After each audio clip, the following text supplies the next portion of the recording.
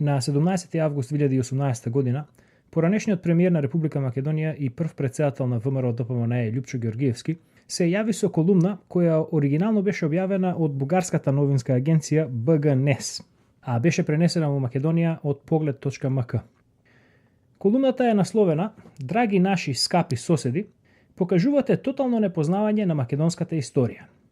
Во колумната, Георгиевски, кој отпочнува со своите бонафиди дека приближно 3 децении се обидува во Македонија да внесе нов дух на, како што вели, приод спрема бугарската политика, но и да иницира ново читање на македонската историја за нашите релации со бугарскиот народ, воглавно се посветува на величење на Зоран Заев како прагматичен политичар кој се јавува еднаш во генерација и притоа ги критикува актуелните бугарски државници за нивната действителна политика, како што вели, кон Македонија. Имено, вели Георгиевски, сведок сум на спроведување на една наполно непринципиелна политика, пласирана во последно време од нашите пријатели од источната страна.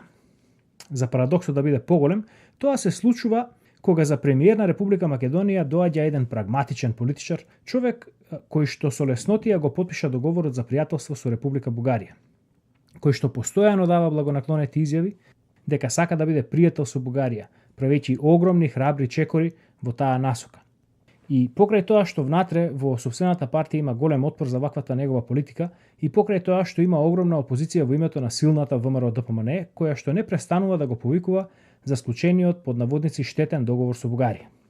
И покрај тоа што е изложен на критика за потпишаниот договор од историчари, новинари и разни независни интелектуалци. А да не заборавиме, продолжува Георгиевски, дека македонските социјалдемократи го етаблираа антибугаризмот во Македонија. И токму така, во моментот кога во нашиот западен сосед, мислам дека тука сака да каже во вашиот западен сосед, го имате најдобриот премиер кој има разбирање и иницијатива работите со Бугарија да се унапредуваат, сведоци сме на една крајна ароганција, дрскост, демонстрирање на тотално непознавање на внатрешните состојби во Македонија и на длабоко подкопување на позициите на својот пријател. Георгиевски потоа набројува редица isфорсирани и непотребни инциденти, исценирани од страна на бугарите, за на крајот да се осврне на, како што вели, врвот, кој, цитирам, го достигна и живувањето со премиерот Зоран Заев. На почетокот се замислив во тоа што е неговата грешка. Илинденското востание било македонско. Потоа уследи небаре координиран масакар од највисоките бугарски политичари и од голем број колумнисти и новинари. Значи ли тоа, скапи комшии, вели Георгиевски, дека имаме нова забрана за употреба, овој пат на придавката македонски? Имаме ли нови проблеми кои што никогаш досега не постоеле, дури ни во бугарската историографија? Сега, кога почнуваме да зборуваме за суштинско приближување, некој измислува проблеми кои што не постоеле ни во најекстремните бугарски кругови. Зар допрва треба да се објаснуваме дека се што се случило на територијата на Македонија може и се подразбира да се нарече македонско? Георгиевски неговата колумна ја заокружува со следнава порака. Скапи пријатели, вели Георгиевски, во вашите дневни политички пресметки меѓу власта и опозицијата непринципиелно ја изложивте Македонија. Отворете ги вашите собствени историографии и ќе најдете на илјадници места дека описната придавка македонски е употребувана. Конечно, пак ќе ве потсетам, во премиерот Заев имате прагматичен пријател. Немојте да дозволите толку лесно да ја изгубите неговата наклонетост, затоа што можеби во моментот е единствениот политичар подготвен да се извини за нешто што не сгрешил. Ако тој падне, да се појави втор таков, ќе чекате 2 или 3 децении. Но, дали на вистина нашите скапи пријатели, како што ги нарекува Георгиевски, непринципиелно ја изложуваат Македонија во нивните дневно-политички пресметки меѓу власта и опозицијата, или пак нешто друго е во прашање тука? Статијава на Георгиевски случајно или не излезе 2 дена по објавата на мојата анализа на состојбите, насловена "Суштината на договорите на Заев, дали власта на вистина сака да ја внесе Македонија во ЕУ и НАТО", објавена на нашиот сајт macedonianinformationcenter.org, во која, покрај другото, го дискутирам и договорот за добрососедство со Бугарија. Бидејќи сметам дека мојот есеј совршено ја решава загадката на Георгиевски, а бидејќи текстот е долг и знам дека македонците не се многу наклонети кон читање на долги текстови, решив да го направам ова видео и да ви ја прочитам статијата. Суштината на договорите на Заев.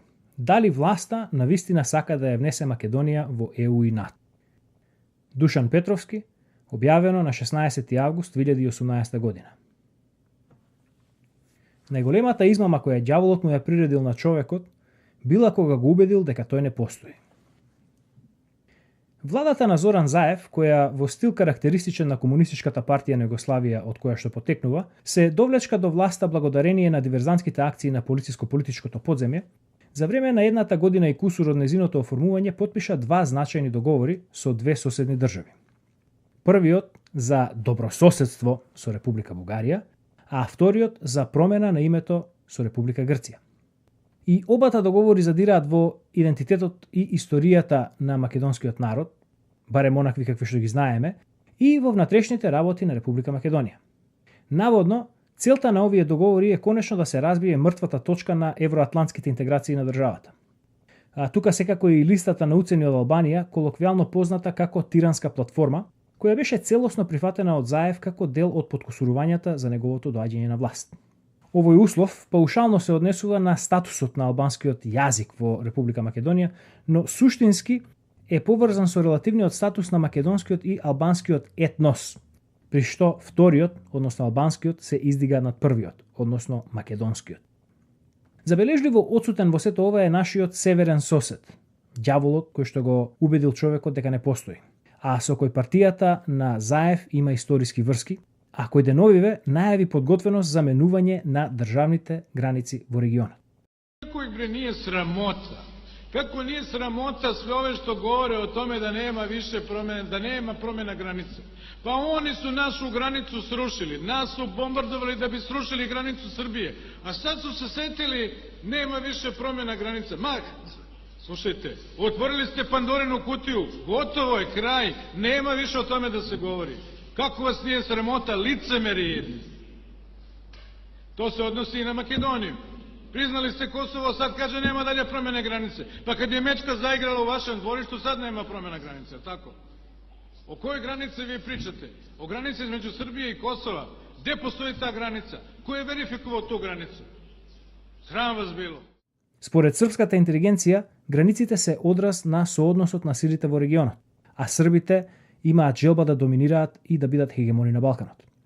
Доколку сето ова се стави во контекст на изминатите веки половина, дел од историјата што е бајаги непознат за поголем дел од македонската јавност, се појавува прашањето: дали се искрени изјавите на премиерот Заев, кој во изминативе година и пол се покажува како патолошки лажго, дека целта на неговите удоволувања на нашите соседи на сметка на националните интереси на Македонија и македонците се само дел од поголема стратегија наменета да ја внесе Македонија во двете најсилни алијанси на светот, или пак нешто далеку позлобно се крие во овие акти. Односно, дали овие договори се само наменети да ја отпочнат последната фаза на подготовките за обнова на великосрпската држава на сметка на Македонија. Македонското прашање е едно од најстарите нерешени национални прашања во Европа, прашање кое е полно со енигми и непознаници. Ова што следи е анализа заснована на документацијата и записите кои потекнуваат од средината на 19 век па се до денес.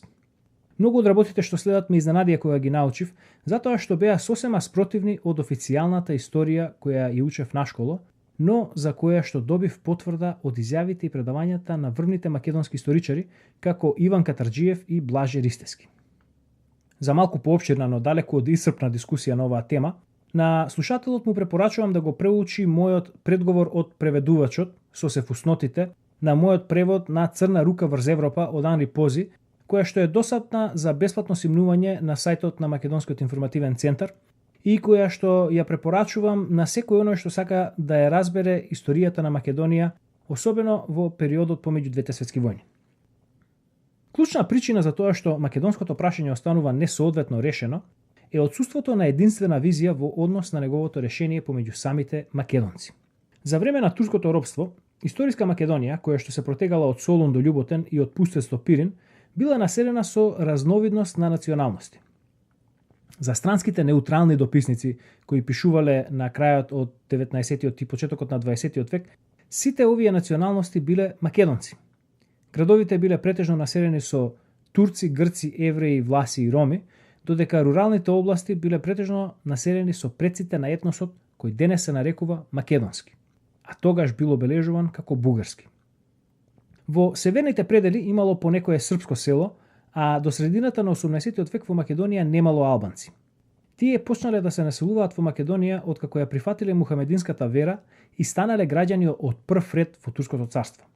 Нивната нова вера дошла со привилегијата да плячкаат, киднапираат и убиваат каури без страф од последици, како и да им ја запоседнуваат земјата и од слободните христијани да прават зависни крепосници. Тоа е историјата на автохтоноста на албанското население од оваа страна на масивот Пинд Шара.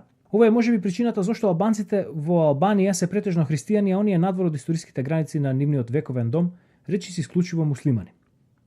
Ваквата етничка разноликост на македонците, како и различните статуси кои ги уживале различните националности, совршено и модела од рака на турските власти, кои што владееле по моделот подели па владај. Градските населенија, иако не ги уживале слободите и просперитетот на европските царства, сепак живееле далеку покомотен и побезбеден живот од селаните врз кои што паѓал товарот на османлиското робство. Населенијата на градовите биле сочинети главно од етничките малцинства, додека селаните, кои биле далеку најбројни, биле сочинети од оние кои историјата ги забележала како македонски бугари. Овие последниве историски не биле политички организирани и немале врски со светот подалеку од долината во која било сместено нивното село. Тие започнале да существуваат со поширокиот свет дури во втората половина на 19 век, пред се благодарение на протестантските мисии и бугарските училишта. Ваквиот етнички состав и неговата распореденост влијаеле против формирањето на единствена и обединета сила која би можела да истапи кон решавањето на македонското прашање. Дури и со формирањето на македонската револуционерна организација кон крајот на 19 век, чие што членство воглавно било сочинето од етносот кој современиците го забележале како македонски бугари, а кои биле претежно матуранти на бугарските гимназии, пак не се дошло до единствена идеја за решавање на македонското прашање. Од една страна, бидејќи организацијата била речиси исклучиво бугарска, а другите етноси воглавно лојални на нивните матични држави кои што негувале експанзионистички идеи, македонското ослободително движење водело борба на два фронта – против турската власт, како и против малцинските народности. Впрочем, предавството, кое што популарната митологија за овој период го посочува како еден од главните фактори за неуспехот на внатрешната македонско-одринска револуционерна организација да ја ослободи Македонија и Одринско, не било својствено на македонскиот, односно бугарскиот етнос.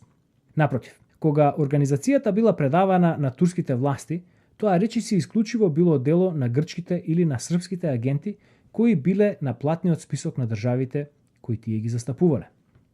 Како што забележал Хенри Ноел Браусфорд во 1906 година во неговата книга Македонија, нејзините народности и нивната иднина, која инаку во моментов ја преведувам и треба да биде достапна за македонската јавност кон крајот на оваа година.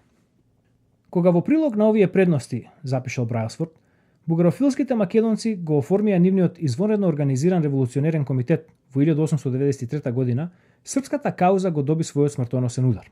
Преку нагласувањето на нејзиниот антагонизам кон Бугарија, официјална Србија сега усвои отворено туркофилска политика, а ништо не може да биде пофатално за изгледите на која било христијанска народност во Турција. Македонското селанство ќе ја подари својата верност само кон пропагандата која му ветува некаков брз изглед за ослободување од отоманскиот јарем. Конечно, има огромна разлика помеѓу ривалските пропаганди, каде што додека бугарите работат кон автономијата на Македонија, србите и грците целуваат само кон незино анектирање кон своите земји. Како производ, нивните активности делуваат дека се наменети за профит на нивните држави, додека бугарите несомнено креираат дух на локален македонски патриотизам. Српското движење е чисто официјална агитација, насочувано и финансирано од Белград, додека и покрај симпатиите на Софија, Бугарскиот револуционерен комитет е автентично македонска организација. Од друга страна, во самото ослободително движење, уште од неговите најрани денови се појавиле две спротивставени струи. Едната автономистичка, другата федералистичка. Првата струја, од која подоцна ќе произлезе ВМРО на Тодор Александров и Ванчо Михајлов, а подоцна ќе биде наследена од ВМРО СДРМА на Дане Поповски и Косте Смичковски, влегувале личностите како Даме Груев, Иван Гавранов и Христо Матов. Нивна цел била оформување на автономна правна единица Македонија во рамките на Османлиското царство како преодна фаза за независна македонска држава. Втората струја, предводена од Јане Сандански и неговите серчани, а која била идеолошкиот претходник на македонските комунисти, решението на македонското прашање го гледала во некаков сојуз на балканските држави на јужните Словени. Во глобални рамки, решението на поопширното балканско прашање со кое се мачеле големите сили, а кои денес се познати како меѓународната заедница, се гледало преку две опции – источната и западната. Источната опција ја подразбира Софија како центар на словенскиот Балкан, а западната Белград. Историски, источната опција изгубила со ретроспективната грешка на Бугарија да им се приклучи на централните сили во Првата светска војна, како производ на што таа подоцна ефективно го изгубила својот суверенитет. Денес, европските големци кои се уште се обидуваат да ги имитираат римјаните и Карло Велики во формирањето на Велика Европа, решението на балканското прашање повторно го гледаат низ Белград во така наречената опција Западен Балкан. Од тука, Сојузот на комунисти на Македонија, како традиционални противници на идејата за независна македонска држава, им е природен сојузник во остварувањето на нивната цел. Да се навратиме на македонското прашање. Како што досегашниот тек на текстов укажува, македонците во втората половина на минатиот век имале во голема мера поинаков идентитет од оној по Втората светска војна. Во груби црти, тие се чувствувале како бугари, иако можеби не како дел од бугарската нација. Биле приврзани за црквата и воглавно биле селани кои живееле од земјата. По Балканските војни и Првата светска војна, владите на Грција и Србија превзеле кампањи за насилна асимилација на македонското, односно бугарското население, кои придонеле до масовен екзил на половина милион македонци во Бугарија, како и за обнова на ВМРО и засилување на нејзините герилски и терористички дејности. Бидејќи населението во делот на Македонија анектиран од Србија воглавно ја одбило асимилаторската дејност и останало претежно со бугарска самосвест, поради што бугарскиот фашистички окупатор во 1941 бил пречекан и прифатен како свој, власта на Нова Југославија по Втората светска војна пристапила кон македонското прашање со малку поинакво решение.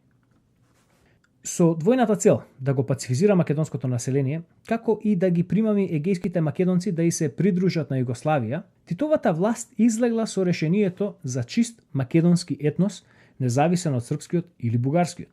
Како што е вообичаено за комунистичките режими и нивните културни револуции, на овој народ Тито му скроил нов јазик, нова историја и нов начин на живот. Од побожните селани направил атеистички, божевни индустријски работници, масивно преселени во брзо изградени градови. За ваквата политика, Ванчо Михајлов, последниот вожд на ВМРО, во неговата книга Македонија, Швајцарија на Балканот, го дал следниот коментар. Српската антибугарска политика тврди дека македонското население е српско. Грчката пропаганда тврди дека е грчко, додека болшевичката пропаганда во најново време настојува да афирмира една невистина дека Божем во Македонија немало бугари, туку некаква друга нација, македонска. Ваква нација историјата не познава, додека македонец во географска смисла се нарекуваат и гркот, и албанецот, и турчинот, и влавот. И под комунистичка ознака сосем јасно на виделина се појавува српско-грчката шовинистичка намера. Ако може да се создаде некаква си македонска нација, вели Михајлов, поради својата ничтожност, таа ќе виси во почетокот во воздух, а потоа ќе биде проголтана од Белград и Атина.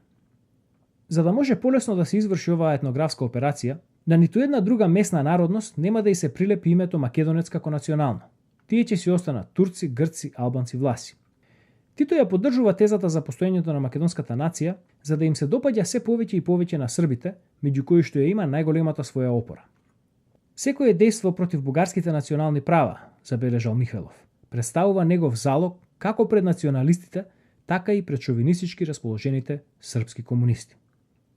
Денес, 7 децении и 3 генерации по почетокот на Титовиот проект за оформување на новите југокомунистички македонци, речиси нема жив човек чија самосвест не е оформена воглавно во рамките на овој идентитет. Дури и црквата на која и припаѓаат повеќето македонци е производ на власта на СКЈ, која до ден денешен не е признаена од другите православни цркви. Да се навратиме на Бугарија и на нејзиното ефективно губење на суверенитетот. Како што забележавме, белиот терор, односно насилната асимилација која србите ја спроведувале во Вардарска Македонија за време на 3-та и 4-та деценија на минатиот век, бил повод за возобновување на внатрешната македонска револуционерна организација од страна на Тодор Александров. Свирепоста на србите и нивното одбивање да му го удоволат правото на самоопределување на местното население ја предизвикало ВМРО да ги заостри своите методи на операција. Бидејќи ВМРО било удомено во Пиринска Македонија, а македонците станале мощне влијателно лоби во Софија, раководството на Србија почнало да бара начин како да се справи со ВМРО-вската напаст и целосно да ја скроти Бугарија, чија што политичка, економска и офицерска класа била доминирана од македонците. Западната опција за решавањето на балканското прашање нормално си имала своји приврзаници во Кралството Србија, односно Кралството Југославија, кои Анри Пози ги забележал како пан-срби, односно великосрби. Според овие идеолози, кои се претвориле во црна рука, подоцна во бела рука, а подоцна во озна и конечно во удба, и кои управувале со Кралството Југославија, а денес управуваат со политичко-полициското подземје, српскиот етнос живее од Дунав до Солун и од Црното море до Јадранот. Според нив, бугарите, словенците, хрватите и македонците се срби со говорна мана кои си го заборавиле минатото. До известна мера, овие мегаломанијаци биле во право, затоа што србофили кои се подготвени да придонесуваат кон великосрпскиот проект можат да се најдат во сите овие народи. Така, во пролетта 1934 година, кога Бугарија била урнисана од репарациите кои ги исплаќала во име на воена штета поради поразот во големата војна и во време кога речиси немала војска, Србија, Грција, Турција и Романија, односно сојузниците од Втората Балканска војна, го склучиле првиот Балкански пакт, а кој бил обновен во 1964 година. Овој пакт од 1934 година содржал тајни протоколи кои ги обврзувале подписниците да поднесат ултиматум до Бугарија да ја разоружа ВМРО. Ултиматумот бил успешен и како производ се случил државниот удар кој на власт во Софија ја инсталирал југофилската фашистичка партија Звена. Разоружувањето на ВМРО значело и протерување на Ванчо Михелов и други видни раководители на организацијата од Бугарија и ефективно разбивање на моќта на македонското лоби во оваа држава. Поради ова, ВМРО не било застапено во фашистичката армија, а и не учествувало во бугарската фашистичка окупациона администрација, што значи дека бугарската окупација на Македонија од Првата светска војна била суштински различна од онаа во Втората. Сепак, најголем страв за македонците во последните денови на Втората светска војна бил дека Македонија повторно ќе падне под српска власт. Овој кошмар станал реалност со одлуката за обнова на предвоените граници, кога Вардарска Македонија, областа која е упориште на македонштината, останала под југословенска власт. А Југославија, како што забележал Пози, е само плашт за Велика Србија. Се што е наречено Југославија е во суштина само Србија, напишал Пози, затоа што сите што действуваат, сите што командуваат, сите оние што можат да се вбројат во работите на државата, се Срби.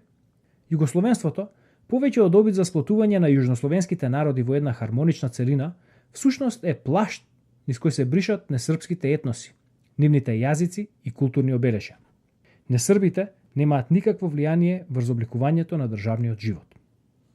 Додека, опишувајќи го Пашич, Пози забележал: тој виде, како и другите белградски старешини на крајот на војната, дека српските територијални придобивки значат извонреден личен профит, можност за измама и плячка, поради што србите постојано негуваат експанзионистички тенденции. Затоа, за да ја омекнат состојбата и на македонците да им дадат привид за самоуправа, Титовата влада, односно великосрпската клика која управува со државната безбедност, ја создала новата македонска нација. Како што рековме, обидот за промена на самосвеста на македонското население во Кралска Југославија останал речиси целосно неуспешен. И покрај сите овие мерки, како забраната на мајчиниот јазик, промена на имињата, бришење на написи од споменици, сквернавање на гробишта и свети објекти, измачување, силување, тепање и ликвидации, македонците продолжиле да се чувствуваат како бугари, поради што, како што рековме, ја добре дошле бугарската окупациона армија во 1941 година. За разлика од Стара Југославија, проектот за промена на самосвеста на македонците успеал во Титова Југославија. Клучот за успехот на овој потфат треба да го бараме во политичката идеологија на Нова Југославија, социјализмот, односно комунизмот.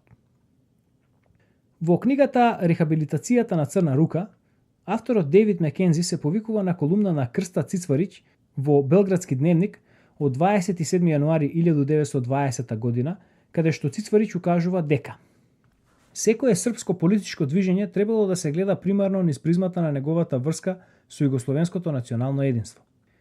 Републиканската агитација, бил убеден Цицварич, би се покажала како погубна, бидејќи националното единство се уште би останало неконсолидирано, а династијата на Караѓорđević би останала силно упориште на единството. Наместо тоа, монархијата требала да стане подемократска, и социјалистичка, при што би осигурала мирен напредок, при тоа правејќи републиканската дејност непотребна. Значи, Цицварич агитирал за социјализам како преодна фаза кон новиот великосрпски идентитет. Дали е само случајност тоа што во разврската на Втората светска војна припадниците на четничкото движење на Дража Михајловиќ, како и на квинслишката администрација на Милан Недиќ и се придружиле на новоформираната комунистичка власт. Социјализмот историски се покажал како извонреден медиум за промена на националните идентитети. Од една страна, социјализмот е идентитет самиот во себе, бидејќи нуди шаблон за тоа како народот треба да живее. Тој си има својствен жаргон, напреден начин на живот, што подразбира раскинување на врската со традиционализмот, односно со црквата, семејството и народните обичаи, индустриализирана економија, голема бирократија, непостоечка приватност и минимална или непостоечка приватна сопственост. Сето ова го прави народот исклучително зависен од државата, како за неговите материјални нужди, така и за неговите духовни потреби. А како што рекол председателот Реган, државата која е доволно голема да ти даде се што посакуваш, е доволно силна да ти одземе се што имаш. Отстранувајќи го народот од црквата, девалвирајќи ги односите во семејството и помеѓу соседите и ставајќи ја културата под нејзина контрола, државата се поставила како духовен предводник на народот. Отстранувајќи го народот од земјата, државата ја превзела целосната контрола врз и онака оскудниот дотур на храна, правејќи ја психолошката контрола врз населението дотолку полесна за неа, што ја овозможило ефективна имплементација на политиката на држење на народот на работ на гладот. Истовремено, државната работа и социјалната помош имаат исклучително погубен ефект врз човековата психа, особено во поглед на неговата креативност и неговиот непокор и боречки дух. Конечно, за разлика од илинденскиот период, како и периодот на Кралска Југославија, кога лојалноста кон организацијата и каузата била неприкосновена, комунистичкиот режим најпосле успеал да го разбие кругот на верноста во македонското движење, со тоа што меѓусебното кодошење станало новата норма. Ова би било невозможно доколку државата не станала апсолутен господар на економијата и општеството, каде луѓето биле ставани да бираат помеѓу изгладнување на своето семејство, општественото шиканирање и репресивните мерки, наспроти дажбата, привилегиите и престижот кој ги нуди системот. Како последица, за време на југокомунизмот, предавството станало дел од македонскиот генетски код, што е суштинската причина зошто македонската држава не може да просперира и не може да опстои самостојно. Но да се навратам на главната точка, односно договорите на Заев кои се наводно наменети Македонија да ја внесат во ЕУ и НАТО. Договорот со Бугарија е крајно сомнителен со оглед на тоа дека истиот предвидува ревизија на историјата на македонскиот народ. Поточно, ревизија на историјата создадена по теркот на Сојузот на комунисти, односно партијата на Зоран Заев. Со исклучок на двете бугарски окупации, од првата српска окупација па се до барем 2000 година, до кога имаме архивска документација, каков било обид за спонтано воспоставување на добрососедски односи со Бугарија или за ревизија на историјата бил казнуван со најригорозни мерки.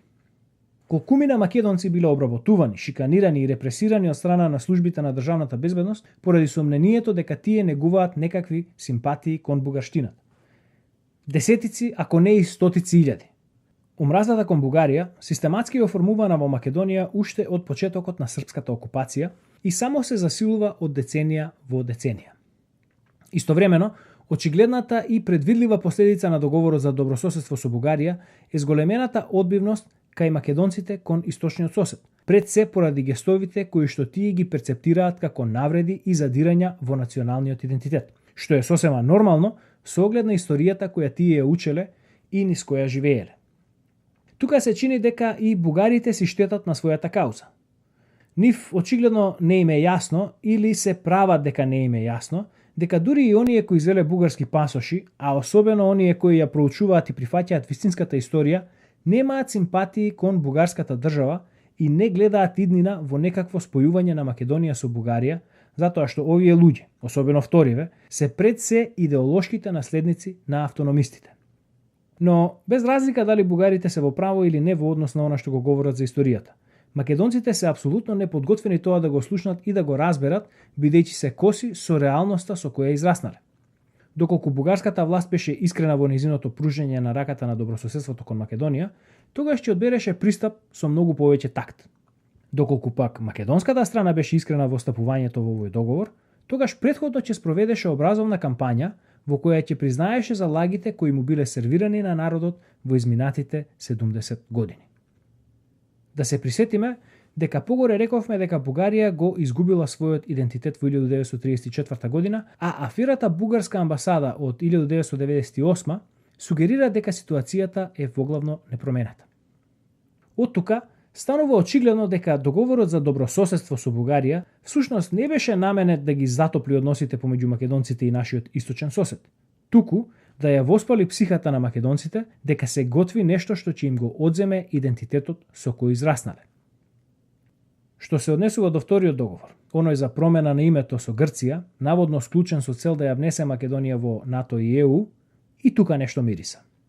Имено, во октомври 1944 година, Черчил и Сталин одржале средба во Москва со цел да ги поделат сферите на влијание во Источна Европа. На оваа средба било одлучено Југославија да се подели еднакво помеѓу Истокот и Западот, односно 50-50. Ова значило дека Југославија останала во игра и обете страни во децениите што следеле се обидувале да ја придобијат. Советите од време на време со закана за окупација, но најчесто со добри гестови. А Западот, први на Англија, а потоа Америка и Брисел, исклучиво со добри гестови и многу пари. Студирајќи ги достапните архивски извештаи на ЦИА за Југославија, станува јасно дека таа во кое било време можела да стане членка на ЕУ и НАТО, доколку сакала, а во одредени времиња и без исполнување на некои поригорозни реформи. Југославија престанала да затвора политички затвореници уште во 1950-те години, што за Западот е најважно во однос на перцепцијата за политички слободи во една држава.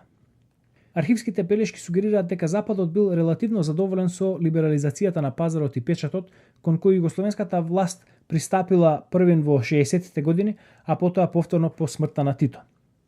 А изгледа дека на Западот или не му пречи, или уште полошо. Му одговара функционирањето на југословенската полициска држава и нејзиното систематско осиромашување на народот. Доколку оваа моја шпекулативна претпоставка е исправна, тогаш тоа е така веројатно поради тоа што тие сметаат дека најважно за нивниот долгосежен проект Велика Европа е бришењето на автентичниот идентитет на народите и инсталација на друг, кој што му е туѓ на народот и кој што духовно го осиромашува човекот, што впрочем го гледаме на дело сега во Западна Европа. Инаку речено, се повеќе ми делува дека визионерите на Велика Европа се обидуваат да го повторат југословенскиот проект на просторот на целиот континент. Југославија под власта на СКЮ имала можност да влезе во ЕУ и НАТО, но сепак одлучила да остане неврзана. За време на нејзиниот распад, Западот првин се обиде да ја сочува Југославија, а откако не успеа, почна да им се додворува на посебните републики. Одредени западни земји, предводени од Германија, и пружија рака на Македонија, но таа откако првин се обиде да го спречи распадот на Југославија и по цена на скратен сојуз, ја одби понудата на германците и реши да продолжи да мизерува со Србија. Западњаците продолжија да ја поддржуваат Македонија и нејзината владеачка структура, УДБА, и покрај парламентарните манипулации и изборни фалсификати во 1990-те години, и се уште не наоѓаат за сходно да ги осудат политичките прогони од тој период. Доколку сакаше, со малку шминка, Македонија можеше да влезе досега во ЕУ и НАТО. Видете ги поранешните комунистички држави како Романија и Бугарија, кои покрај тоа што се уште се далеку од вистински правни држави, сепак влегоа во ЕУ и НАТО. Затоа грците влегоа во играта со спорот за името, која суштински беше потикната од Киро Глигоров, а се со цел да се осигура парализата на процесот на евроатлантските интеграции, но најмногу со цел да се покрие фактот дека вистинскиот кочничар за влезот на Македонија во ЕУ и НАТО е никој друг, туку македонската владеачка клика. Поентата беше и останува задржување на Република Македонија во сферата на Белград како гаранција за зачувување на букурешките граници. Се повеќе ми изгледа дека и на Западот повеќе му одговара решение со помал број на поголеми држави, одошто поголем број на помали банана републики. Можеби најголемиот доказ дека Заев не работи искрено кон зајакнувањето на шансите на Македонија за евроатлантски интеграции, дојде деновиве од антикорупцијското тело на ЕУ, Греко. Во својот извештај кој се однесува на превенција на корупцијата во однос на пратениците, судиите и обвинителите, комисијата, која што упатила 19 препораки до Република Македонија, заклучила: севкупно во оваа фаза од процесот перформансите се очигледно разочарувачки, а земјата јасно треба да преземе поодлучна и фокусирана акција во однос на бројни препораки издадени пред 4,5 години. Со оглед на горе наведеното, Греко заклучува дека сегашното многу ниско ниво на усогласеност со препораките е глобално незадоволително. Тоа што власта не е подготвена да ја направи ниту минималната шминка која е потребна да им се замачкаат очите на западњаците, дека тие постапуваат кон потребните реформи за конечен влез во нивните сојузи, укажува на неискреноста на нејзините намери во склучувањето на договорите со Бугарија и Грција како мерка кон евроатлантските интеграции.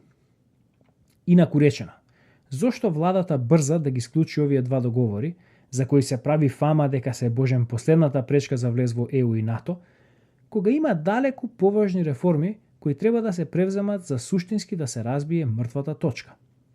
Од оваа моја временски и просторно далечна перспектива, сето ова, односно договорите со Бугарија и Грција и Тиранската платформа, ми личи на подготовка за влез во последната фаза на проектот, наменет и формално да ја врати Вардарска Македонија под управата на Белград. За жал и покрај божемните ВМРО-вски влади кои своевремено беа на власт во Република Македонија, управителната структура на државата, полициско-политичкото подземје, постојано беше и останува во рацете на пансрбите. А тоа што во моментов на власт е, условно речено, интернационалистичката партија, само повеќе го забрзува процесот на дезинтеграција на македонската независност. Дали поради тоа што македонците не покажаа желба да направат вистинска држава, туку решија да останат во истиот модус како и пред распадот на Југославија, или пак поради личните амбиции на поединечни фигури во европската бирократија да се прослават како дипломати кои го решиле нерешливиот спор, тука пред се мислам на господинот Хан, се чини дека и меѓународната заедница најавила Македонија да ја врати во великосрпската прегратка и соучествува во вршењето притисок врз македонците со поддршката на нелегалниот договор Ципрас-Заев. Сепак, не верувам дека ќе одидат до крај, односно не верувам дека ќе учествуваат и во фалсификување на референдумските резултати. Мислам дека референдумот ќе пропадне, затоа што овој договор е всушност наменет да пропадне. И резултатот ќе се почитува. Но пораката на договорите кои ги склучи Заев ќе биде јасна. Доколку сакате да го сочувате овој идентитет, кој што е суштински идентитетот изграден од југокомунистичката власт и е суштински југокомунистички, мора да се вратите во Југославија. За овој план да не се исполни, македонците ќе мора да се одречат од основните постулати на југокомунистичкиот идентитет, односно, ќе мора да се откажат од својата зависност од државата и да станат независни индивидуи кои ќе градат независна држава, да си ја проучат историјата за да престанат да бидат манипулирани и конечно да се откажат од лагата и кодошењето за да можат да изградат општество изградено на темелите на меѓусебна доверба и искрена соработа. Очигледно, темава околу потенцијалната промена на границите во регионот станува актуелна во Македонија. Тука не мислам на заплашувањата кои доаѓаат од мегафоните на власта дека неуспешен референдум, односно отфрлање на договорот Ципрас-Заев, покрај другото ќе резултира и во поделба на Македонија. Тука пред се мислам на низата текстови на порталот на Deutsche Welle со наслови како промена на граници, опасност од пожар на Балканот и менување на граници, реалност или пироманија, во која авторите ЖА и ДВ наведуваат дека швајцарскиот портал watson.ch подсетил на, како што се вели, веќе со недели кружечките гласини за промена на граници, на тоа што Вучич и Тачи на викендот во Австрија ја потврдија можноста. Тука е и неодамнешната колумна на Арсим Зеколи, исто така за Deutsche Welle, насловена "За границите на Балканот и гаранциите на Балтикот". Имаше и едно интервју на академикот Манџуковски за известен хрватски медиум во кое тој споменува потенцијална поделба на Македонија, но тука ќе се задржам само на колумната на Зеколи. Дали господин Зеколи добил инспирација по читањето на мојот есеј или не, во моментов не е битно. Битно е тоа што тој, давајќи поддршка на тезата дека влегуваме во период кога принципот на неповредливоста на границите ефективно ќе биде суспендиран, Целува да создаде фаталистичко чувство дека народот е пасивен статист во игрите на боговите. Па вели: ерупцијата на дебатата за промената на границите помеѓу Србија и Косово ја потврди одамна искажаната теза дека најголемата опасност за Балканот не е албанско-српскиот конфликт, туку српско-албанската соработка. Доволно е да се прочешлаат адресите на сите загрижени од диалогот Приштина-Белград, за да се разбере ефектот на ова тврдење. Впрочем, токму реакциите кои уследија по најавата за можни корекции на меѓудржавните граници послужија како потсетник за влијанието кое овие два народа го имаат врз земјите кои ги окружуваат. Доколку првиот расплет преку конфликт може да биде контаминиран во рамките на две држави, ефектите на договорот за соработка би биле регионални и далекосежни, токму поради новата динамика на регионалните меѓудржавни и внатреполитички односи. Пред се, веста за промените во односите на северните соседи не е никаква новост. Туку беше најавена пред неколку месеци од страна на Волфганг Петрич, кој по пролетната посета на Вашингтон најави нова стратегија на Трамп за Балканот. Второ, принципот на непроменливост на границите е веќе нарушен пред неколку месеци со демаркацијата помеѓу Црна Гора и Косово. Трето, преговорите помеѓу Грција и Албанија се уште во тек, токму по прашањето на разграничувањето. Четврто, до пред неколку години во Македонија, поточно кај македонците, се наметнуваше дебатата за федерализација на Македонија. Дебата која повторно ќе добива на актуелност, но во друга одора. Пето и најбитно, да не се лажеме. Поривот за кроење на границите не дојде со Трамп, туку постојано тлееше низ салонски чошиња од Белград и Париз до Москва и Анкара, па ширум сите наши касаби. Затоа, колку и да е тоа популарно за смирување на нечистите совести, идејата за поделба е повеќе исполнување на тајните желби на европејците отколку новитет оттаде Атлантикот.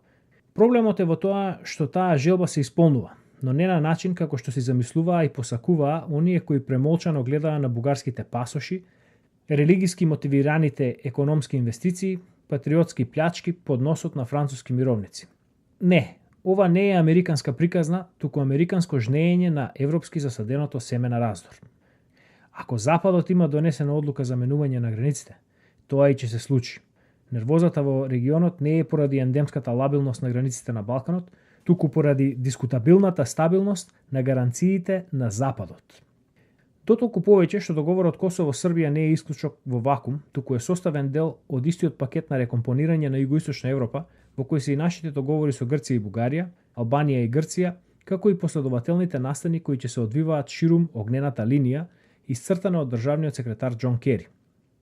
Се разбира, таа стратегија некаде се фокусира на разбивање на народи, Македонија, некаде граници, Косово, некаде со нови Дејтони, Босна, некаде со прегрупирање нации, Вишеградска група. Накратко, ние сме само нијанса, и тоа прилично бледа, во принципот на новиот Хелсиншки политичко-безбедносен договор, во кој Европа е повторно повеќе реципиент отколку креатор на стратегии. Разликата помеѓу она што го пишува Зеколи и она што го говорам јас е за некој можеби суптилна, но во суштина е мериторна. Впрочем, станува збор за две разлики во она што тој и јас го говориме. Прво, Зеколи ја занемарува улогата на Белград во однос на случувањата во Македонија. Тој, како дел од кликата која управува со заробената држава, е задолжен да го игнорира фактот дека Македонија била под официјална српска доминација повеќе од 70 години, односно во периодот од 1918 до 1991 година. Период во кој сите стратешки позиции во македонската покрајина биле пополнети со лица верни на великосрпската идеја, како и тоа дека Србија останува длабоко замешана во македонските работи во последните речиси 30 години. Во ваквите прилики, секогаш сакам да ја потсетам македонската јавност дека сопругата на првиот претседател на Република Македонија, Киро Глигоров, човекот кој е можеби најодговорната личност за небиднината во која талка оваа држава сето ова време, била стипендист на кралот на Србија, а нејзиниот татко бил еден од војводите на удружење против бугарских бандита, кое се борело против упадите на ВМРО во Вардарска Македонија за време на српската окупација.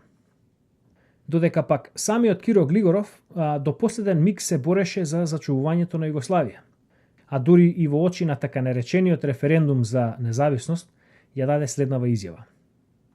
Гласот за суверена и самостојна Македонија е глас за здружувањето во сојуз на суверени држави во Југославија. Повеќе децениското опстојување и заедничкиот соживот на овој простор е основата врз која ги осознаваме и нашите интереси за неговата иднина. Гласот за референдумот е повик за престанување на безумната војна и крвопролевањата во Југославија. Не ни требаат нови човечки жртви, нови историски омрази, националистички страсти и болни апетити за прекројување на некакви нови граници и сојузништва.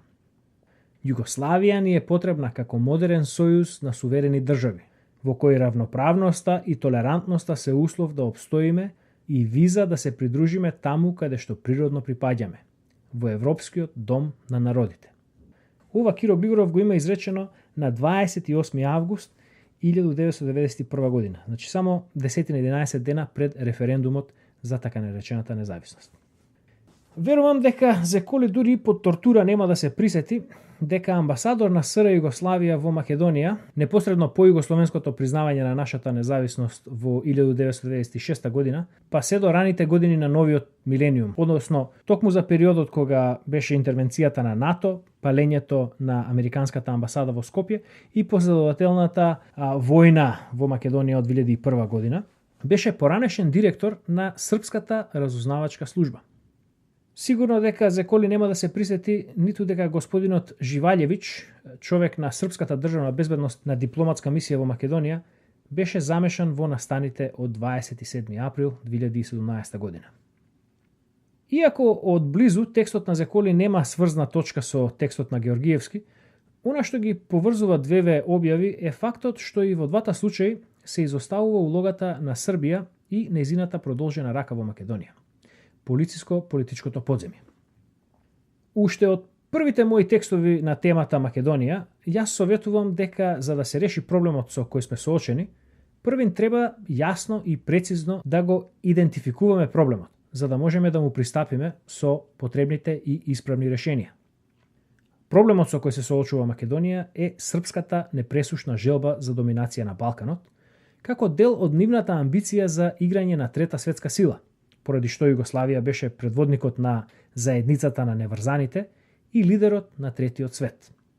Кога ќе ја разбереме оваа работа и кога ќе ја прифатиме како вистина, тогаш ќе можеме да почнеме да ги превземаме потребните чекори за справување со проблемот. Второ, Зеколи вели дека народот нема избор за тоа како ќе се одвива неговата иднина. Тој во стилот карактеристичен за така наречените експерти, а впрочем најмени арамбаши, подготвени да ги нишанат нивните пера во правецот кој им го одредува раководството, влева страв и песимизам. Тоа е неговата задача во синџирот на корупцијата. Јас, како антитеза на корупцијата, велам дека и покрај историските неповолности и грешки, никогаш не е доцна да се направи исправниот чекор и да се тргне по вистинскиот пат кој ќе не одведе до нашата конечна слобода. Точно е дека во моите искази често сум строг и имам навика да ги укорувам македонците за нивната пасивност и погубителна подготвеност да се вклучуваат во синџирот на корупцијата. Но тоа го работам со цел да ја распалам искрата на човечкото достоинство што тлее длабоко во душата на македонецот. Впрочем, тоа е мотивацијата за мојот ангажман во македонските работи и покрај тоа што немам стапнато на македонска почва речиси цели 2 децении. Доколку нема верба во потенцијалот на човекот, на македонецот, да се освести и да почне да си помага на себе си за да може Господ да почне да му помага, немаше да се мачам со овие потфати. Македонците во моментов, како што е впрочем случај веќе повеќе од 70 години, соучествуваат во плячката која ги осиромашува и ги заробува. Пред се поради тоа што бројот на оние кои се подготвени да ја платат цената на нивното ослободување, односно прекинот на соработката со службата, е премногу мал, а бројот на оние кои додека чекаат Господ да им помогне, му се вклучуваат на синџирот на корупцијата, е премногу голем. Но не е се изгубено. Дури има еден единствен македонец кој е надвор од синџирот на корупцијата, битката ќе трае, зашто никогаш не е предоцна да се повлече исправниот потек и да се тргне по патот на вистината. Доколку ви се допаѓа нашата содржина, ве молиме да го споделите видеото со некој ваш пријател и да се зачлените на нашиот YouTube канал, односно да кликнете на копчето subscribe и да ги вклучите нотификациите за да бидете автоматски ажурирани кога ќе го постираме нашето следно видео. Јас сум Душан Петровски. Во името на Македонскиот информативен центар ви благодарам за вниманието. До следниот пат, држете се и на душман живи не се давајте.